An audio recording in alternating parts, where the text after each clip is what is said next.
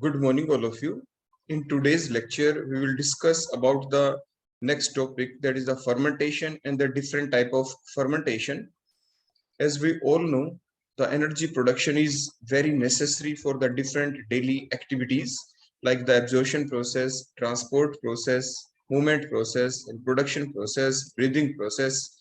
These all different activity require the large amount of energy, and that whole energy comes through the different steps, because the respiration is not a simple process. The respiration may be the aerobic respiration or it may be the anaerobic respiration. Irrespective of the nature of the aerobic or the anaerobic respiration, the first step is always common, and that first step is the glycolysis process, which takes place in the cytoplasm of the cell. During that process, during the glycolysis process, where the environment is always required is anaerobic, whether the oxygen is present or not. ये इस बात के ऊपर depend नहीं करता कि environment के अंदर ऑक्सीजन है या नहीं, लेकिन ग्लाइकोलाइसिस की जो प्रोसेस है, जो कि 10 स्टेप्स के अंदर चलेगी, जो साइटोप्लाज्म ऑफ द सेल के अंदर चलेगी, इसके दौरान जो फाइनल प्रोडक्ट है वो आपका कौन बनेगा? Pyruvic acid. और इसमें जो इनिशियल सबस्ट्रेट होगा, रेस्पिरेटरी सबस्ट्रेट, वो कौन होगा? That is a glucose, that is a 6 carbon compound, that is a favourite respiratory substrate for the glycolysis process. ऐसा नहीं कि आपके रेस्पिरेटरी जो सबस्ट्रेट है वो और नहीं हो सकते।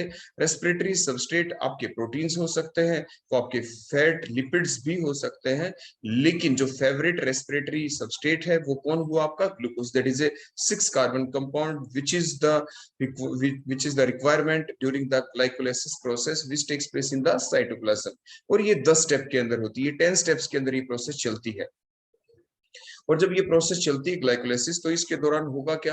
आपके 2 moles बनेंगे पायरुविक एसिड के। 2 moles of the pyruvic acid finally been obtained during the glycolysis process, which is a 3 carbon compound. तो means 3 2 6 means number of carbon atom remain maintained. और लेकिन इस प्रोसेस के दौरान आपके जो ATP net 2 ATP will be produce, 2 ATP net produce होते हैं। मींस इसके दौरान आपके हुए क्या थे? 4 एटीपी प्रोड्यूस हुए थे और 2 एटीपी रिक्वायरमेंट भी थी इस ग्लाइकोलाइसिस प्रोसेस को चलाने के लिए। तो net 2 ATP will be produced along with the production of the 2 moles of, बोलो क्या? NADH। ये भी आपके प्रोड्यूस होते हैं, जो हमने लास्ट लेक्चर में आपको बताया था कि किस टाइप से जो NADH है वो इलेक्ट्रॉन ट्रांसपोर्ट चेन के थ्रू आपके क्या प्रोड्यूस करते हैं। फिर उसके बाद केमियोस्मोसिस प्रोसेस चलती है। फिर क्या हमें मिलता है कि 1 mole of the NADH gives the 3 moles of the ATP। तो ये जो 2 moles ऑफ NADH है ये हमें क्या देंगे? दे will give the 6 moles of ATP। And that electron transport process and the chemiosmosis, that whole collectively called as the oxidative phosphorylation, that process takes place in the inner wall of the mitochondria, जैसे हमने आपको अभी ये बताया। उसके बाद next point यहाँ पे ये आ जाता है कि अब ये जो पायरुविक एसिड बन गया, अब इसका फेट क्या है? That is a very important question for examination point of view कि what is the fate of the pyruvic acid. Means if oxygen is present, if oxygen is present in the environment, then what will happen? Then the pyruvic acid undergo the oxidative decarboxylation. It undergo the oxidative decarboxylation in the aerobic respiration pathway, where it initially get converted into the acetyl coenzyme, which is a 2 carbon compound. Means the 2 moles of the pyruvic acid will give the 2 moles of the pyruvic acid, will give the 2 moles of the acetyl coenzyme A by the loss of the 2 moles of the CO2, along with the production of 2 moles of the NADH, and these 2 moles of the NADH finally been converted into the 6, बोलो कितने? 4 moles of ATP या 6 moles of ATP बताएं, क्योंकि 1 मोल जो NADH है वो कितने produce करेगा? 3 moles of ATP। किसमें? ऑक्सीडेटिव फास्फोरिलेशन प्रोसेस के दौरान। तो 2 moles of NADH कितना देंगे? जैसे हमने ग्लाइकोलाइसिस में भी बताया था, they will give the 6 moles of ATP during the electron transport process and the chemiosmosis process, whole collectively called as the oxidative phosphorylation. उसके बाद आपके जो एसिटाइल कोएंजाइम है, it get enters into the Krebs cycle। जो acetyl coenzyme में 4 carbon compound है, ये आपके Krebs साइकिल के अंदर एंटर करता है और ये किस में कन्वर्ट होता है? It initially give the citric acid by combining with a 4 carbon compound, that is the oxaloacetate। और फिर ये साइकिल कंप्लीट चल जाती है। आपके जो citric acid, it again get converted into the many steps into the 4 carbon compound, that is the oxaloacetate and so on. ये cycle आपकी इसी टाइप से चलती रहती है, और जब ये साइकिल चलती है तो इसके दौरान फिर से आपके क्या प्रोड्यूस होते हैं, 1 मोल ऑफ FADH2 प्रोड्यूस होता है, आपके NADH भी प्रोड्यूस होते हैं, प्लस आपके GTP भी प्रोड्यूस होता है, which is equivalent to the बोलो क्या आपके ATP। तो जैसे 6 मोल्स ऑफ क्या प्रोड्यूस होंगे इसमें, NADH, which will give 6 3 18 mole of ATP during the oxidative phosphorylation. They will give the 2 mole of FADH, which finally will give the 4 mole of ATP during the same process, that is the oxidative phosphorylation. फिर से next step होती है, plus 2 moles of GTP, which are already been equivalent to the 2 moles of the ATP. तो overall total ATP आपके 38 produce होते हैं। लेकिन जैसे हमने बताया कि जब ये साइटोप्लाज्म से ये जो पायरुवेट है, जब ये साइटोप्लाज्म से माइटोकॉन्ड्रिया में एंटर करता है तो 2 मोल्स ऑफ ATP देखो यहाँ पे ये प्रोड्यूस हो जाते हैं इन केस ऑफ द यूकैरियोट्स।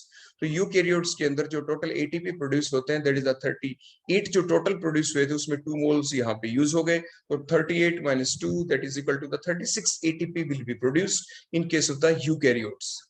ये तो था वन फेट पायरुविक एसिड का। अनदर फेट क्या है, if there is no oxygen in the environment, means the anaerobic respiration will take place।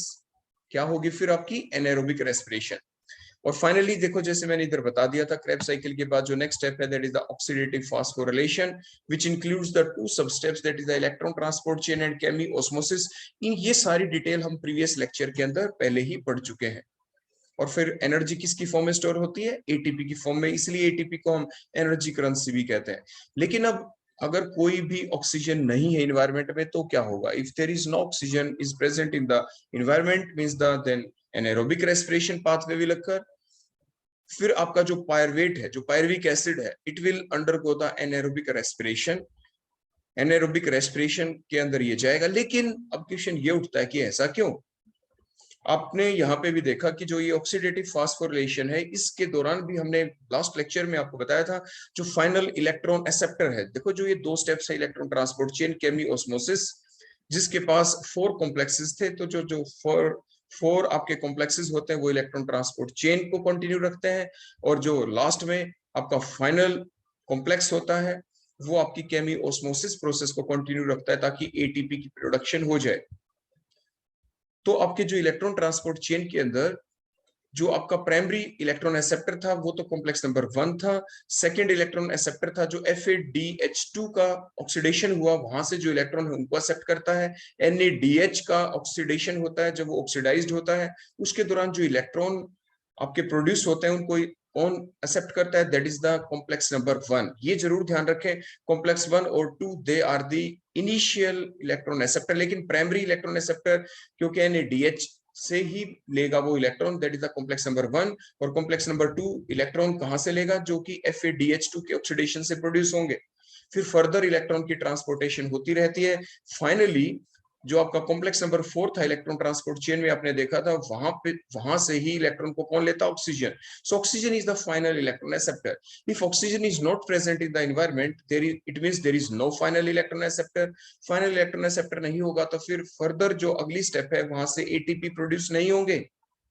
तो मींस ATP की कंटिन्यू प्रोडक्शन के लिए फाइनल इलेक्ट्रॉन एक्सेप्टर ऑक्सीजन का प्रेजेंट होना जरूरी है, पहली बात। दूसरी चीज, जब भी ये फाइनल इलेक्ट्रॉन एक्सेप्टर ये तो इलेक्ट्रॉन को ले लेगा, लेकिन साथ ही साथ आपने ये देखा था कि जब NADH आपका ऑक्सीडाइज्ड होता है और FADH2 ऑक्सीडाइज्ड होता है तो उसके दौरान क्या प्रोड्यूस होता है। देखो ये जो NADH जब ऑक्सीडाइज्ड होता है तो ऑक्सीडाइज्ड के बाद ये दोबारा क्या प्रोड्यूस करता है, दैट इज NAD+। और NAD+ is required to make the glycolysis process continue. देखो ये जो आपकी ग्लाइकोलाइसिस प्रोसेस है, इसको कंटिन्यू करने के लिए हमें लगातार NAD+ चाहिए।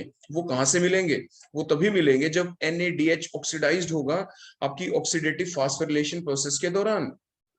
सिमिलरली क्रेब्स साइकिल को कंटिन्यू करने के लिए हमें क्या चाहिए, FAD हमें कब मिलेगा, जब FADH2 get oxidized into the FAD+ H+ N+ electron को ये लूज करेगा। तो मींस ये कहां से मिलता है हमें, ऑक्सीडेटिव फास्फोरिलेशन के दौरान, इलेक्ट्रॉन ट्रांसपोर्ट चेन के दौरान। Means these all steps are interconnected, ये सारी इंटरकनेक्टेड है। मीन्स पूरी प्रोसेस को कंटिन्यू करने के लिए final electron acceptor means oxygen का होना जरूरी है। अगर oxygen final electron acceptor is present in the environment during the aerobic respiration तो एटीपी भी प्रोड्यूस होंगी, प्लस आपकी ग्लाइकोलाइसिस प्रोसेस और क्रेब्स साइकिल कंटिन्यू फॉर्म में चलती रहेंगी। लेकिन अब नेक्स्ट पॉइंट ये आ गया कि अगर मान लीजिए final electron acceptor oxygen is not present, like in case of the हमारी जो मसल्स होती है उसके अंदर जब हम विग्रस एक्सरसाइज कर देते हैं तो फिर वहां पे ऑक्सीजन मिलनी बंद हो जाती है। फिर होता क्या है, फिर वहां पे जो प्रोसेस चलती है उसी का हम नेक्स्ट पॉइंट ले रहे हैं, that is the fate of the pyruvic acid. Next fate for the pyruvic acid, initial fate क्या था, when oxygen is present, aerobic pathway आपका चला जो हमने इन ए ब्रीफ आपको दोबारा से बताया। अगर इफ कोई भी आपकी ऑक्सीजन प्रेजेंट नहीं है, no oxygen is present, then the anaerobic respiration takes place in the process called as the fermentation. Fermentation process आपकी चलेगी। फर्मेंटेशन दो टाइप की हो सकती है, दैट में be the lactic acid fermentation और दैट में बी द एल्कोहलिक फर्मेंटेशन। वो दो टाइप की फर्मेंटेशन आपकी हो सकती है। अब इन्हीं की हम डिटेल में जानकारी लेंगे, इन्हीं को अब हम डिस्कस करेंगे कि that is the next fate for the pyruvic acid. आपकी 8 मार्क्स का क्वेश्चन भी कंप्लीट इकट्ठा एग्जाम में आ सकता है कि write a note explain the fate of the pyruvic acid. तो उसमें आपको एरोबिक पाथवे भी एक्सप्लेन करना है, एनाएरोबिक पाथवे भी आपको एक्सप्लेन करना है। अब इसके बाद नेक्स्ट पॉइंट ये आ गया कि जो फर्मेंटेशन जो प्रोसेस है ये क्या है, ये एक वाइड स्प्रेड पाथवे है। ये भी क्यों, क्योंकि जब एरोबिक पाथवे प्रेजेंट नहीं है, जब एनाएरोबिक रेस्पिरेशन ही चलेगी तो उस वक्त क्या होगा, उस वक्त क्या होगा कि एनर्जी तो फिर भी चाहिए ही। आपके जो NaDH है उसको ऑक्सीडेशन तो करना जरूरी है। FeDH2 जो बना उसका भी ऑक्सीडेशन करना जरूरी है, क्योंकि NaDH का ऑक्सीडेशन होगा तभी तो Na+ बनेंगे, तभी तो Fad बनेगा और वही तो फर्दर यूज होंगे कहां पे, आपकी ग्लाइकोलाइसिस प्रोसेस के दौरान हमें Na+ चाहिए to make the glycolysis process continue. हमने पहले ही बताया था कि इन्वायरमेंट में चाहे ऑक्सीजन है या नहीं है, फर्स्ट स्टेप हमेशा कॉमन रहेगी, एरोबिक रेस्पिरेशन हो चाहे एनाएरोबिक रेस्पिरेशन हो, that first step is the glycolysis process. और ग्लाइकोलाइसिस प्रोसेस के दौरान भी आपने देखा था आपके क्या प्रोड्यूस होते हैं, 2 मोल्स ऑफ NaDH प्रोड्यूस होते हैं। और उन 2 मोल्स ऑफ NaDH को प्रोड्यूस करने के लिए कंटिन्यू हमें क्या चाहिए, NAD+। तो NAD+ को कंटिन्यू प्रोडक्शन हमें उसकी करनी ही पड़ेगी। अगर ऑक्सीजन प्रेजेंट नहीं है तो भी करवानी ही पड़ेगी। तो फिर वो हम कैसे करवाएं, तो उसी के बारे में अब हम डिस्कस करने वाले हैं कि मींस कुछ लिविंग ऑर्गेनिजम्स ऐसे होते हैं जो क्या करते हैं, जहां पे ऑक्सीजन प्रेजेंट नहीं है तो वहां पे फाइनल इलेक्ट्रॉन एक्सेप्टर कुछ और भी होगा। Means the some living system instead using the inorganic molecule other than the O2 as the final electron acceptor for the electron transport chain, that process called as the anaerobic cellular respiration।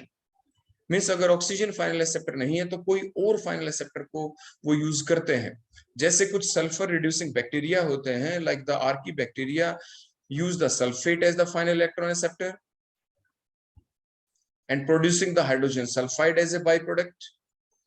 Some archaea called as the methanogens, which are found in the soils and also in the digestive system of the ruminants, a group of animals like the cows, sheep, उनके अंदर हमने पढ़ा था, they uses the carbon dioxide as a final acceptor for the electron transport chain and thus producing the methane as the final product, that as a byproduct. Means in the absence of the oxygen, the electron transport chain is not functional। जैसे मैंने अभी आपको बताया कि oxygen की presence के अंदर जो एरोबिक पाथवे है वो आपका फंक्शनल नहीं रहेगा, क्योंकि इलेक्ट्रॉन ट्रांसपोर्ट चेन कंप्लीट ही नहीं हो पाएगी।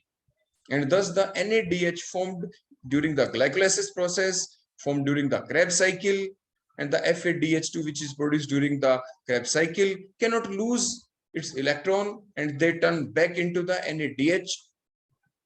और फिर हम क्या करें, आपका NADH किस में कन्वर्ट नहीं हो पाएगा, NAD+ के अंदर, which is the requirement for the glycolysis process to make it continue. उसको कंटिन्यू करने के लिए NAD+ तो हमें चाहिए ही। तो फिर क्या करें, जो ये पर्पस है ये सॉल्व किसने किया, the purpose of the fermentation process क्या है, what is the purpose of the fermentation process. The purpose of the fermentation process is to regenerate the electron carrier that is the NAD+ from the NADH which is required during the glycolysis process to make it continue, and thus it allows the glycolysis process to keep running by ensuring a steady supply of the NAD+। तो fermentation process के दौरान भी हमें इसको चलाना क्यों जरूरी है, ताकि Na+ कंटिन्यूटी में प्रोडक्शन इनकी होती रहे। वो एक अलग बात कि आपकी फर्मेंटेशन प्रोसेस के दौरान आपकी जो एटीपी प्रोडक्शन होगी वो कम होगी, लेकिन आपकी ग्लाइकोलाइसिस प्रोसेस कंटिन्यूटी में चलती रहेगी। तो अब हम देखते हैं इनकी जो टाइप थी हमारी दो, एक तो लैक्टिक एसिड फर्मेंटेशन और दूसरी अल्कोहलिक फर्मेंटेशन। तो सबसे पहले अब हम डिस्कस करते हैं लैक्टिक एसिड फर्मेंटेशन को। जैसे कि नाम से ही क्लियर होता है कि इस प्रोसेस के दौरान जो फाइनल प्रोडक्ट बनेगा वो लैक्टिक एसिड ही होगा।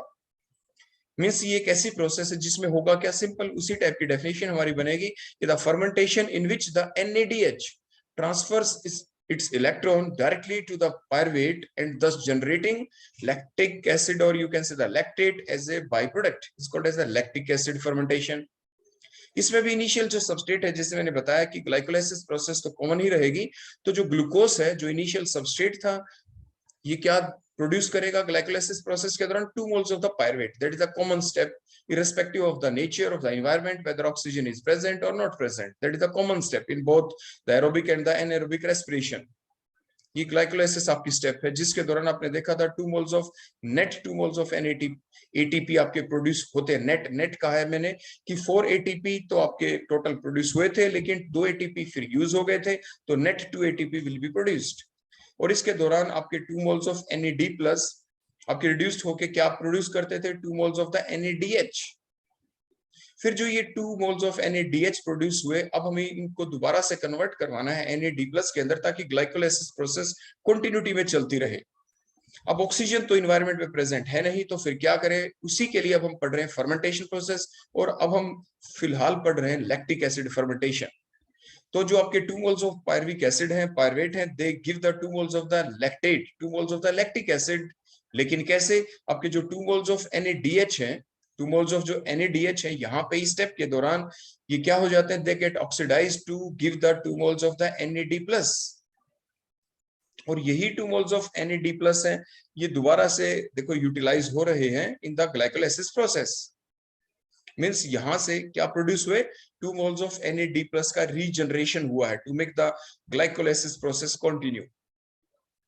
जैसे कि आपने ये देखा कि जो फाइनल प्रोडक्ट बना, जो एंड प्रोडक्ट बना, यहाँ पे वो कौन बना, लैक्टिक एसिड, लैक्टेट बना, which is just the deprotonated form of the lactic acid, जो लैक्टिक एसिड की डीप्रोटोनेटेड फॉर्म है। So the above fermentation is called as the lactic acid fermentation. आपका जो बैक्टीरिया होता है that makes yogurt carry out the lactic acid fermentation, like in the red blood cells in your body which do not have the mitochondria। जो red blood cells होती है उसके अंदर mitochondria नहीं होता, and thus they cannot perform the cellular respiration। जैसे muscle cells है, muscle cells also carry out the lactic acid fermentation during the vigorous exercises. जब हम विग्रस एक्सरसाइज करते हैं तो वहां पे ऑक्सीजन की कमी हो जाती है, और जिसकी वजह से मसल्स के अंदर भी लैक्टिक एसिड फर्मेंटेशन प्रोसेस चलती है। जो लैक्टिक एसिड प्रोड्यूस होता है इन द मसल्स के अंदर, फिर वो क्या करता है, that lactic acid get transported through the blood stream into the liver, और जहां पे जाके वो क्या करता है, where it get converted back into the glucose and the pyruvate, and finally normally in the remaining reactions of the cellular respiration. Next हम देखेंगे लैक्टिक एसिड फर्मेंटेशन फर्दर, देखो 2 टाइप की हो जाती है, दैट मे बी द होमोलैक्टिक और the हेटेरोलैक्टिक fermentation. होमोलैक्टिक means जिसमें सिर्फ एक ही टाइप का प्रोडक्ट बने, होमो मींस सेम प्रोडक्ट बनेंगे, हेटेरो का मतलब एक से ज्यादा, मींस लैक्टिक एसिड तो बनेगा ही, लेकिन इसके साथ के साथ दूसरा प्रोडक्ट भी आपका बन जाए। लेकिन वो कैसे बने, जैसे कि आपने देखा था कि जो आपकी प्रोसेस चलती है लैक्टिक एसिड जो फर्मेंटेशन, इसके दौरान आपने क्या देखा कि इनिशियल देखो स्टेप तो कॉमन ही रहेगी, हमने बताया था ग्लाइकोलाइसिस प्रोसेस तो चलनी ही है जिसमें पायरुवेट बनेगा, और 2 moles ऑफ पायरुवेट बनते हैं। अगर 2 के 2 मोल पायरुवेट आपके लैक्टिक एसिड के अंदर कन्वर्ट हो जाए, if both of the 2 moles of the pyruvate get converted into the 2 moles of the lactic acid, then that is called as the homolactic fermentation, with a fermentation in which the NADH transfers its electron directly to the pyruvate, and thus both mole of the pyruvate which are generated during the glycolysis process, they finally be converted into the 2 moles of the lactate or the lactic acid as a byproduct, then it is called as the homolactic acid fermentation, क्योंकि सिर्फ और सिर्फ lactic acid as a by product बना है। लेकिन अगर क्या हो जाए, लैक्टिक एसिड के साथ साथ कोई दूसरा प्रोडक्ट भी बन जाए, वो जनरली अल्कोहल बनेगा, इथेनॉल बनेगा, तो आप उसे हीट्रोलैक्टिक एसिड फर्मेंटेशन कहेंगे। जैसे कि देखो हम बताएं, ग्लूकोज ग्लाइकोलाइसिस प्रोसेस के दौरान ये क्या प्रोड्यूस करता है, 2 मोल्स ऑफ द पायरुवेट। जब नेट 2 मोल्स ऑफ आपके एटीपी प्रोड्यूस हुए थे, प्लस 2 मोल्स ऑफ NADH भी आपके ऑब्टेन हमें होते हैं।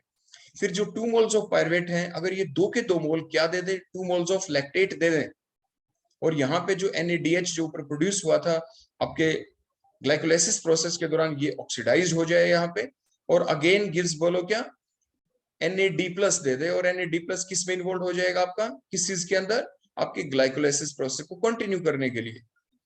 मींस 2 मोल्स ऑफ NAD+ यहाँ पे जो बने थे ग्लाइकोलाइसिस प्रोसेस के दौरान, ये दोनों के दोनों बोलो किस में कन्वर्ट हो गए, देखो यहाँ पे हम 2 लिखते हैं फिलहाल, देखो 2 मोल्स। तो ये प्रोसेस आपकी कहलाती है होमोलैक्टिक एसिड फर्मेंटेशन। लेकिन हीट्रोलैक्टिक में होगा क्या, हीट्रोलैक्टिक जो फर्मेंटेशन है उसके दौरान आपके देखो, जो ये 2 मोल्स ऑफ NADH है, इसमें से देखो सिर्फ 1 मोल NADH का 1 मोल NAD+ में कन्वर्ट हुआ, और क्या दे दिया दोबारा से, आपकी ग्लाइकोलाइसिस प्रोसेस को कंटिन्यू कर दिया। अब जो ये 1 मोल ऑफ NADH और बच गया, ये कहां पे यूज होगा, अगर ये प्रोड्यूस करे दोबारा से NAD+ के अंदर ही दोबारा से कन्वर्ट हो, लेकिन कहां पे, हीट्रोलैक्टिक फर्मेंटेशन के दौरान। अभी देखो वो आपको बताते हैं, एक ऐसी फर्मेंटेशन है जिसके दौरान NADH क्या करेगा, अपने इलेक्ट्रॉन ट्रांसफर करेगा डायरेक्टली टू द पायरुवेट को ही करेगा, लेकिन one mole of the pyruvate get oxidized to give the, बोलो क्या, lactate as a byproduct, while the other mole of the pyruvate gives the other acid or the alcohol like the ethanol. Then it is called as the heterolactic acid fermentation. अब आप ध्यान से देखो, देखो दोबारा से हम दिखा रहे हैं, ये ग्लूकोज था, इसमें देखो हमने क्या शो किया यहाँ पे। अब जो फिलहाल डायग्राम हम दिखा रहे हैं, ये हीट्रोलैक्टिक एसिड फर्मेंटेशन का था। देखो हमने क्या किया कि ग्लूकोज से देखो 2 मोल्स बने, देखो 1 मोल तो हमने यहीं पे लिखा रहने दिया, देखो यहीं पे 1 मोल पायरुवेट, और 1 मोल पायरुवेट को देखो हम अलग से शो कर रहे हैं। अगर हम अलग से शो ना करते, देखो मैं फिर से बता रहा हूं कि अगर हमें सिर्फ होमोलैक्टिक फर्मेंटेशन शो करना है, तो देखो हम क्या करते, बड़े ध्यान दें, तो हम यहाँ पे देखो 1 मोल ऑफ पायरुवेट जो लिखा है, देखो हम यहाँ पे देखो 2 मोल ही लिखते, ये 2 मोल ही लैक्टिक एसिड का लिखते, ये 2 NADH है, तो ये 2 मोल ऑफ NADH का ही देखो ऑक्सीडाइज हो जाता, 2 मोल ऑफ NAD+ ही देखो ये प्रोड्यूस हो जाते, देखो यहाँ पे, ठीक हो गया, और ये ग्लाइकोलाइसिस प्रोसेस को कंटिन्यू कर देते। लेकिन ये डायग्राम जो अभी तक आपको दिख रहा है, ये तो किसका है, होमोलैक्टिक एसिड फर्मेंटेशन का। अब देखो दोबारा से मैं क्लियर कर रहा हूं, अब दो मैंने 2 लिख दिया यहाँ पे, देखो ये 2, देखो ये मैंने क्लियर कर दिया यहाँ पे, अब 1 आ गया, तो मीन्स 1 मोल ऑफ आपका जो पायरुवेट है, देखो वो तो दोबारा से किस के अंदर कन्वर्ट हुआ, यहाँ पे 1 मोल ऑफ लैक्टिक एसिड के अंदर देखो कन्वर्ट हो गया, और इसके दौरान 1 मोल ऑफ देखो NAD+ जो है वो दोबारा से ऑक्सीडाइज हो गया, और किस में कन्वर्ट हो गया, 1 मोल ऑफ NAD+, और ये दोबारा से कहां पे पहुंच गया आपकी, देखो इस ग्लाइकोलाइसिस प्रोसेस को कंटिन्यू करने के लिए। लेकिन जो ग्लूकोज से जो दूसरा मोल बना पायरुवेट का, देखो वहां पे वो फर्दर किस टाइप से आपके अल्कोहल के अंदर कन्वर्ट हुआ, वो हम आपको एक्सप्लेन कर रहे हैं। तो सबसे पहले क्या हुआ, 1 mole of the pyruvate get converted into 1 mole of the acetaldehyde.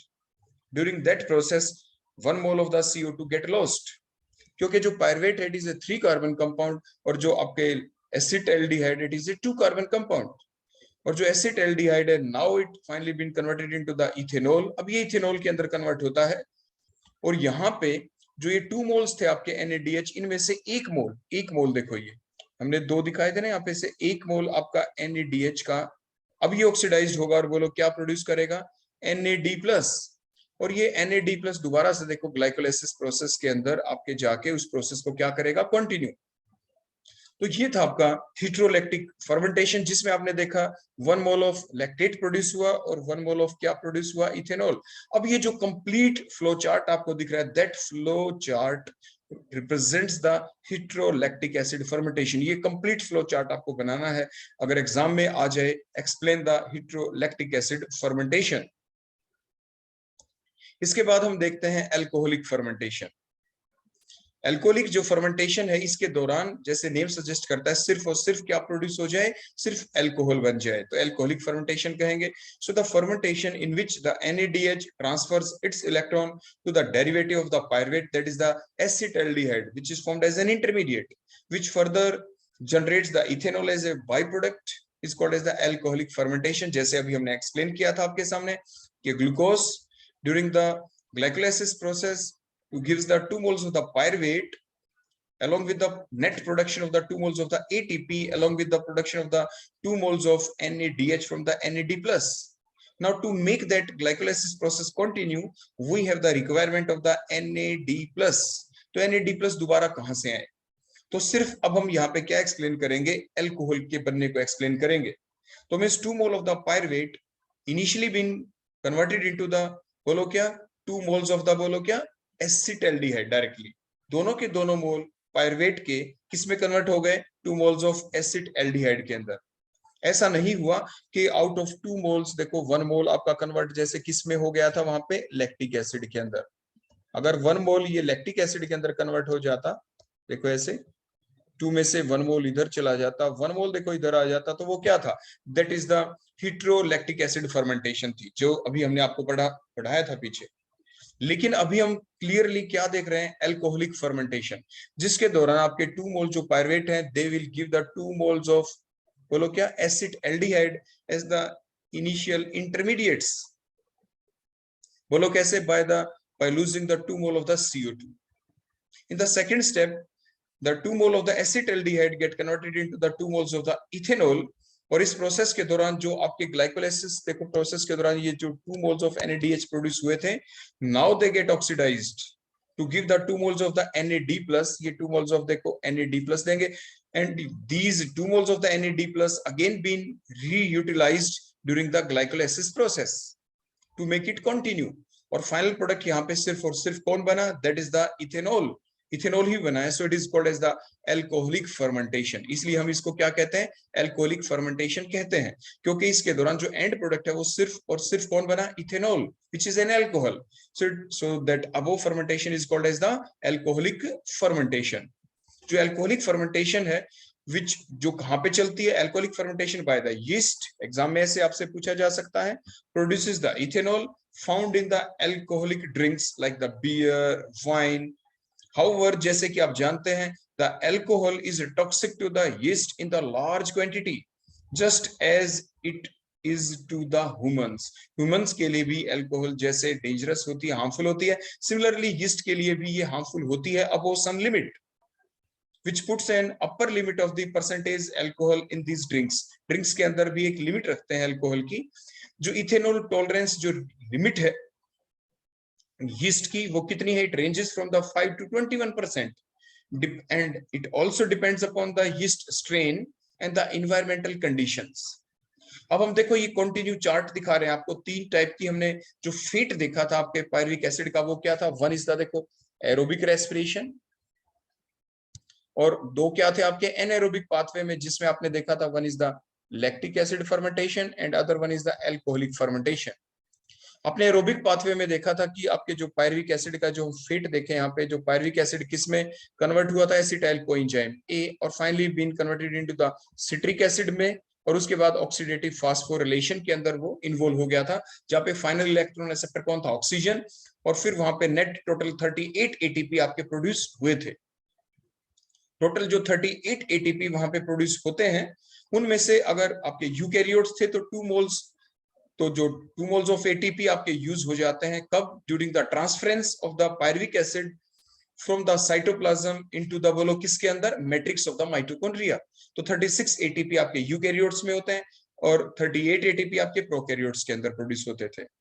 दूसरा पाथवे क्या था, एनाएरोबिक, जिसमें जो पायरुवेट है अगर ये कन्वर्ट हो जाए, बोलो किसके अंदर, acetaldehyde as intermediate followed by the ethanol, तो आपके अल्कोहलिक फर्मेंटेशन थी। अगर पायरुवेट किस में कन्वर्ट हो जाए, बोलो आपके लैक्टिक के अंदर कन्वर्ट हो जाए, तो ये आपकी लैक्टिक एसिड फर्मेंटेशन थी।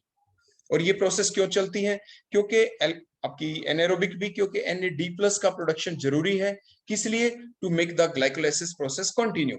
तो दोनों में ही देखें, चाहे वो लैक्टिक एसिड फर्मेंटेशन हुआ, चाहे वो एल्कोहलिक फर्मेंटेशन हुआ, Na+ का प्रोडक्शन होता है to make the glycolysis process continue.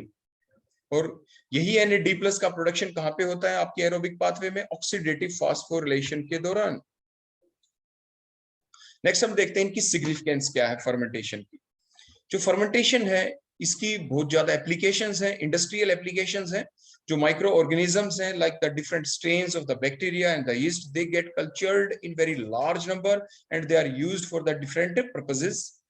For example जैसे बेकरीज के अंदर for the preparation of the bread, cakes and the biscuit, आपकी फर्मेंटेशन प्रोसेस ही चलती है वहां पे। ब्रेवरीज के दौरान जब प्रोडक्शन होती है किसकी? वाइन्स की और अदर अल्कोहलिक ड्रिंक्स बनते हैं, तो उसके दौरान भी कौन सी प्रोसेस चलती है? फर्मेंटेशन। जब विनेगर की सिंथेसिस होती है during the tanning and the curing of the leather, उसके दौरान भी फर्मेंटेशन प्रोसेस चलती है। जो इथेनॉल जो प्रोड्यूस होता है आपकी इथे अल्कोहलिक फर्मेंटेशन के दौरान, जो अल्कोहल बना वो क्यों बनाया जाता है? Because it is also been used as a fuel for running the cars, vehicles, like in case of the Brazil. हमारी डेली लाइफ के अंदर भी जो फर्मेंटेशन प्रोसेस को हम यूटिलाइज करते हैं घर के अंदर भी, for making the idli, dosa, bhatura, dhokla, इसके प्रोडक्शन के दौरान भी कौन सी प्रोसेस चलती है? आपकी फर्मेंटेशन प्रोसेस चलती है।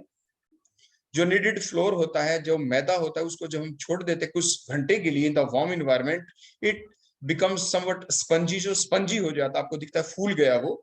तो वो क्यों होता है? That occurs due to the fermentation process by the bacteria that begins to grow in it as the CO2 gas get escape out and it causes their leavening, और वो फूल जाता है। Fermentation products give a typical flavour and the taste to this items. ये जितने भी ऊपर different items बनते हैं उनके अंदर जो टेस्ट आता है अलग से, जो फ्लेवर आता है, वो किस वजह से आता है? Due to that process, that is the fermentation process. So these are the different application of the fermentation. तो आज हमने इन डिटेल फर्मेंटेशन के बारे में देखा, हमने in detail about the fate of the pyruvic acid के बारे में देखा कि पायरुविक एसिड का जो फेट है, उसकी जो इन्वॉल्वमेंट है वो कहां कहां पे हो सकती है। तो पायरुविक एसिड की इन्वॉल्वमेंट सिर्फ एरोबिक पाथवे में नहीं होती, उसकी इन्वॉल्वमेंट आपकी एनारोबिक पाथवे में भी होती है, ताकि आपके जो NADH जो बना उसका ऑक्सीडेशन कंटिन्यू होता रहे, उससे Na+ कंटिन्यूटी में प्रोडक्शन उसकी होती रहे, ताकि ग्लाइकोलाइसिस जो एक कॉमन स्टेप है एरोबिक और एनारोबिक पाथवे में, वो कंटिन्यूटी में चलती रहे। So that is all about the fermentation. Thank you.